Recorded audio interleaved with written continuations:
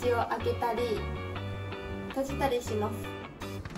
舌が落ちないように口を大きく開けて閉じましょう。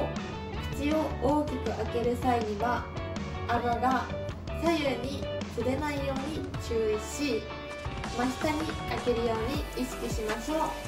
口の開け閉めの効果は主に口腔機能の向上と顎関節の健康維持につながります。